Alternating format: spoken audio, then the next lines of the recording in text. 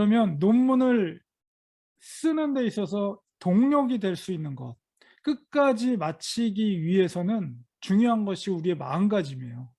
그러니까 논문을 물론 학위 과정 가운데 있으면 당연히 논문을 써야 되겠죠. 그런데 그게 우리가 어떤 마음을 가지냐에 따라서 그게 큰 힘이 될 수가 있거든요. 예, 그래서 제가 항상 제일 먼저 주장하는 그 논문의 마음가짐 첫 번째는 논문은 선교다입니다. 논문은 선교다라는 이 문장을 짧잖아요. 이거를 마음판에 딱 새기기 바랍니다. 논문은 선교다. 그러니까 우리가 일반적으로 논문을 쓸 때 생각하면 논문이나 어떤 공부하는 과정들 보면 사역이나 선교 사역하면 교회 사역을 하다 보면 뭐 박사학위, 뭐 무슨 석사학위, 이 학위가 뭐가 중요하냐 이렇게 생각하면서 내가 당장 현장에서 사역하고 있는데 사역이 중요하지 이렇게 생각하고 뭐 박사학위 이런 거는 플러스 알파 뭐 조금 여유가 있으면 하는 거고 못하면 할 수 없는 거고 이렇게 생각할 수 있는데요. 어, 이것도 논문도 선교라는 마음을 가지시기 바랍니다. 그 이유는 뭐냐면 예, 논문을 우리가 앞에 섰을 때 이것도 하나님께서 나에게 요구하시는 열매 중에 하나라는 생각, 일종의 사명감을 가지십시오. 그러니까 우리가 목회나 아니면 선교사로서 그 사역을 감당할 때 어려운 일을 만나면 정말 일반 사람들 같으면 다 포기하고 싶을 때 왜 그것을 견디고 할 수 있는 그 힘이 어디서 나오죠? 그거는 하나님의 사명 혹은 하나님의 소명이잖아요. 하나님께서 나를 부르셨다. 하나님께서 나에게 맡기셨다라는 그 확신과 믿음이 그 어려운 상황 속에 있을 때 그것을 밀고 나갈 수 있는 힘이 되는 것이죠. 그래서 우리 선교사나 목회자나 하나님의 콜링, 소명과 또한 하나님의 사명, 하나님이 보내셨다. 나는 그것이 가장 중요하잖아요.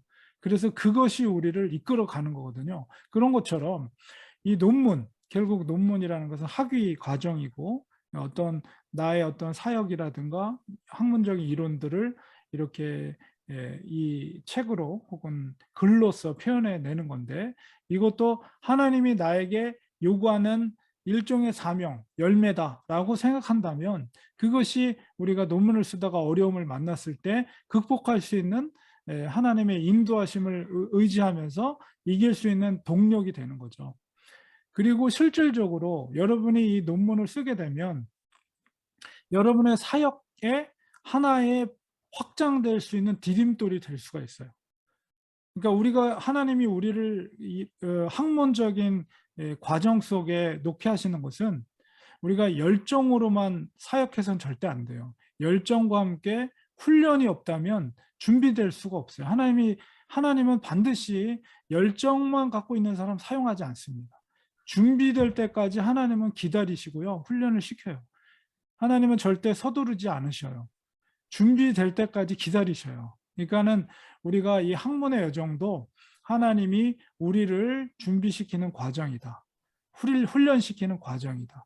그렇게 훈련시키실 때에 준비되면 하나님이 정말 귀하게 사용하십니다. 그렇기 때문에 이 학위라는 학위 과정, 학위를 통해서 우리가 박사라든가 뭐 석사 이런 학위를 받게 되면 그것이 본인뿐만 아니라 다른 사람에게도 선교적인 확장을 위한 디딤돌이 될 수가 있다는 거예요. 그렇기 때문에 하나님은 이것을 논문도 선교로서 사역으로서 하나님께 요구하신 열매라는 생각을 가지시기 바랍니다. 특별히 이 선교 사역의 이 기록은 학문적인 기록은 특별히 여러분 동일한 선교지를 선교하기로 오는 후배 선교사들에게는 시행착오를 줄일 수 있는 기회가 되거든요. 이게 얼마나 그게 선교적으로 큰 유익이 되겠습니까? 하나님 나라의 확장이라는 관점 속에서 볼 때 그 기록이 만약에 없게 되면 처음 오는 사람, 다음 오는 사람들이 처음서부터 다시 시작해야 돼요. 그러나 우리가 그 선교사에게 기록들을 남겨놓았을 때 그 위에서 또 한 단계 올라가는 거죠. 그렇게 본다면 역시 논문은 선교다. 분명하게 말씀드릴 수가 있어요. 그리고 만약에 여러분이 PhD라든가 이런 학위를 받게 되면 유수 선교대학원마다 현장 경험과 학문적 실력이 있는 교수들을 원한단 말이에요. 근데 대부분의 요즘 학위를 받은 사람들이 많거든요. 예, 근데 학문적인 그런 학위들은 돼 있는데 선교 경험이 부족한 사람들이 많아요. 선교의 경험이 없는 분들. 그런 분들을 선교대학원에서 뽑을 수가 없잖아요. 그러니까는 여러분들은 사역의 현장 속에 있는 분들이 대부분이 많기 때문에 여러분들의 사역을 학문적으로 잘 학위를 논문을 만들어내면 여러분이 교수 사역, 교수로서 그런 유수 선교대학원이라든가 이런 신학대학원에서 교수로서의 사역을 감당할 수 있는 자격이 주어지는 것입니다. 그리고 그렇기 때문에 여러분 사명감을 가지고 논문을 쓰시기 바랍니다. 주님께서 도와주십니다. 이것이 논문을 끝까지 마치기 위한 첫 번째 마음가짐. 지금 사진 하나 제가 올려놨는데요. 이거는 제가 토요일마다 저도 뭐 교수로서 신학교에 있지만은 삶과 학문을 균형을 이루기 위해서 매주 토요일마다 제가 수완미시라고 이제 지역마다 이제 그런 벼룩시장처럼 지역에 제가 이제 미국 오렌지 카운티에 사는데 그 벼룩시장이 열려요. 주말에. 그러면 매주 토요일마다 저는 벼룩시장에 가서 이제 전도지를 들고 가서 전도를 하거든요. 그래서 항상 이 하나님의 역사는 현장에서 이루어집니다. 책상에서 이루어지는 게 아니라. 저는 물론 논문을 지도하는 교수이긴 하지만은 하나님의 일은 현장에서 이루어지기 때문에 그것을 균형을 이루기 위해서 저도 이제 항상 그런 이렇게 그 현장 속에 나가서 물론 목회도 합니다. 목회는 하지만은 이렇게 전도하면서 우리 멕시코에서 우연하게 의료 선교하시는 선교사님 부부를 만났어요. 그래서 전도지를 주니까 너무 반가워하시면서 자기도 가서 전도지를 돌려고 싶다 그러면서 이제 전도지를 어디서 구했냐고 여쭤보시더라고요. 그래서 전도지를 제가 항상 이제 구하는 곳이 있거든요. 그래서 같이 정보도 나누면서 이제 같이 사진을 찍었어요. 그래서 여러분, 논문은 선교입니다. 이 마음을 항상 기억하시기 바랍니다. 두 번째는 뭐냐면 논문은 몸으로 하는 거예요. 머리로 하지 말고. 이게 중요합니다. 논문은 머리가 아니라, 그러니까 아무리 머리로 그냥 뭐 고민해서 논문이 해결되는 게 아니에요. 몸으로 시작해야 돼, 일단은. 그래서 시간을 정하고 장소를 정하셔서 여러분이 책상에 앉아서 타이핑을 치기 시작하세요.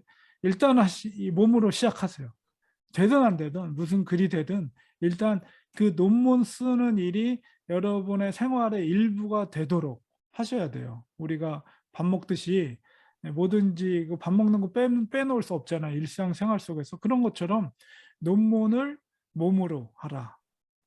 그러니까 일단은 책상에 앉아서 항상 여러분이 쓰고자 하는 시간과 장소를 나름대로 정하시고 몸으로 시작하기 바랍니다.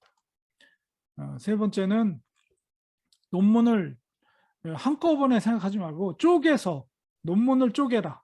논문을 쪼개라는 건 뭐냐면 그것을 우리가 전체 논문을 여러분이 선행 연구 같은 자료들이 이미 준비가 돼 있으면 6개월 안에 PhD 논문이라도 6개월 안에 논문을 완성한다 이렇게 생각을 하세요. 그리고 절대 최대 1년 넘기지 않도록. 그렇게 하면 내가 계획한 시간이 있잖아요. 6개월이면 6개월, 1년이면 1년. 그래서 내가 그 시간 동안에 내가 논문을 완성한다 그렇게 하면 그거를 한꺼번에 내가 어떻게 끝내지 이렇게 생각하면 해답이 안 나와요. 그러나 그거를 쪼개세요. 논문을 쪼개세요. 우리가 각각의 챕터가 있잖아요. 논문이 서론이 있고 본론이 있고 결론이 있는데 각각의 챕터를 큰 아웃라인은 3개지만 이제 바디가 뭐 5개가 되면 7개 챕터가 되겠죠. 그러면 보통 PhD 논문은 200에서 250페이지고요. 디민 논문은 한 뭐 80페이지에서 150페이지, 120페이지 그 정도거든요. 분량이. 그러면은 그거를 시간별로 쪼개는 거죠. 그래서 한 챕터가 보통 50페이지, 40페이지 정도 생각하면 40페이지를 한 챕터다. 그럼 그게 뭐 7챕터. 근데 이제 서론 결론 빼고 이제 바디 부분을 생각해서 한 5챕터 이렇게 생각하면 한 챕터에 40페이지다. 이렇게 해서 그러면은 내가 주어진 시간이 6개월이다. 목표 날짜가 며칠까지 내가 끝내겠다. 그런 목표 지점이 있으면 그 시간까지 남아있는 시간을 계산을 하는 거예요. 그러면 한 달, 첫째 달에 몇 페이지까지 내가 논문을 써야 될 것인가를 결정을 하게 되죠. 그러면은 그 주 단위로 또 끊어요. 첫째 주에 한 주 동안에 만약에 한 달에 챕터 하나 반 정도 아니면 좀 여유 있게 하면은 한 개 챕터를 쓴다 그러면은 40페이지 된다. 그러면 한 주에 10페이지씩 쓴다는 거잖아요. 그러면은 뭐 하루에 내가 최소한 3장은 쓴다. 이런 식으로 목표를 세우는 거죠. 뭐 주말에는 뭐 교회 사역 때문에 바쁘다 그러면 어쨌든 나에게 가용한 시간 속에서 그 전체 계획표를 세우고 논문을 쪼개서 내가 하루에 최소 3장은 쓴다. 이렇게 계산이 되면 그 목표를 짧은 목표들을 하나씩 하나씩 목표를 달성하다 보면 어느 순간에 챕터가 한 장 써지고 2장 써지고 3장 써지고 4장, 5장 그 바디 부분이 끝나면 서론, 결론 붙이면 논문이 완성됩니다. 그러니까 이렇게 쪼개서 생각해야 돼요. 그래서 내가 하루 동안에 내가 몇 페이지를 쓴다. 그래서 언제는 또 잘 써질 때가 있고요. 언제는 딱 막혀서 스탑이 될 때가 있어요. 그러면 스탑 될 때는 조금 더 공원에도 나가서 조금 머리를 식히고 또 생각을 좀 정리하고 또 쭉쭉쭉쭉 잘 나갈 때는 조금 뭐 평소보다는 조금 더 쓸 수도 있고 그래서 논문을 쪼개서 계획을 세우셔서 그거 목표점을 정하고 쓰셔야지 이게 구체적으로 논문이 써집니다. 그러니까 막연하게 해서는 안 되고요. 그래서 그런 계획들을 세우시면 뭔가 내가 무엇을 해야 될지가 분명한 목표가 세워지면 하루 동안에 내가 뭘 해야 될지, 이번 달에 뭐 어디까지 끝내야 될지 그런 것들이 다 정해지고 뭔가 이게 그림이 보이기 시작해요. 그래서 요 3가지 마음가짐을 가지면 끝까지 논문을 쓸 수가 있습니다.